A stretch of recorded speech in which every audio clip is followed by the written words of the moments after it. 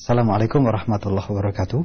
Ustaz, terkait dengan tawassul kepada para wali Allah, semisal Syekh Abdul Qadir Jailani, apakah ini ada contoh dan dalilnya dari syariat Rasulullah SAW?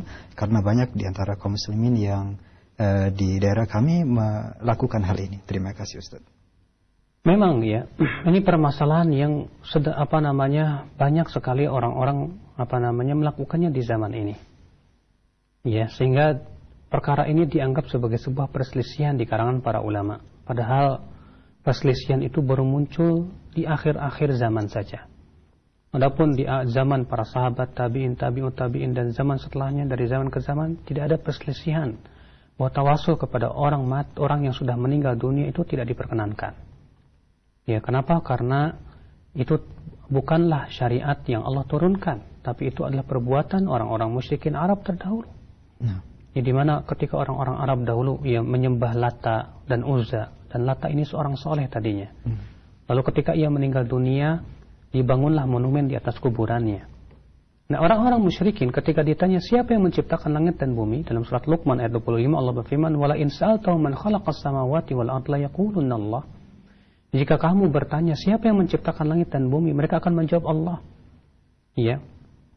Kemudian ketika ditanya, kenapa kalian menyembah Lata dan Uzza?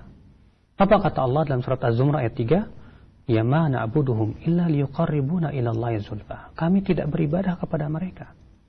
Ya, akan tetapi ya agar mereka kami tidak beribadah kepada mereka kecuali agar mereka mendekatkan diri kami kepada Allah sedekat-dekatnya.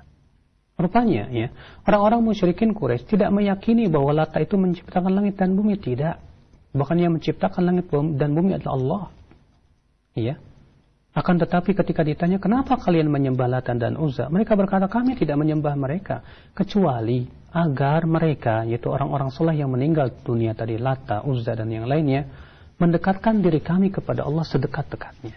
Inilah makna tawasul kepada orang yang telah meninggal dunia.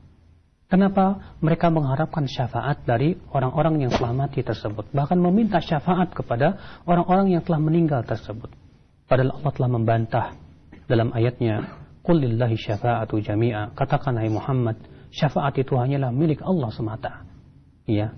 Allah juga berfirman, Man dzalladzi yashfa'u indahu illa bi'idznih. Siapakah yang bisa memberikan syafaat di sisinya kecuali dengan izin Allah Subhanahu wa taala?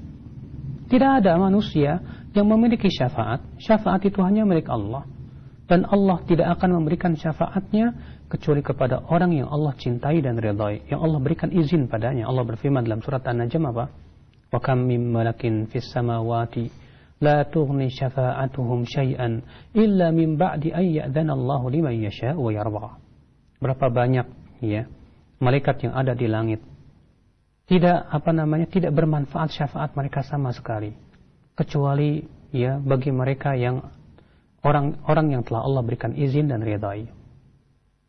Memang ya mereka mengeluarkan syubhat-syubhat, dan telah saya jelaskan ya banyak syubhat-syubhat tersebut dalam kitab saya yang berjudul Kuburan Bukan Tempat Ibadah, di mana saya hampir sebutkan 30 ya alasan yang dijadikan alasan membolehkan untuk tawasul kepada orang yang sudah meninggal dunia, dan ternyata rata-rata itu adalah palsu hadisnya ya, atau lemah ya.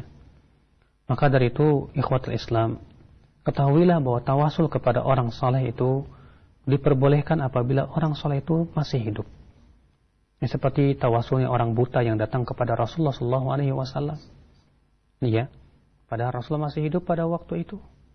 Maka dari itu ketika kita bertawasul kepada orang soleh yang masih hidup dengan meminta agar ia mendoakan kita, maka itu yang disyariatkan oleh Allah Subhanahu wa taala dan Rasulnya sallallahu alaihi wasallam. Nah.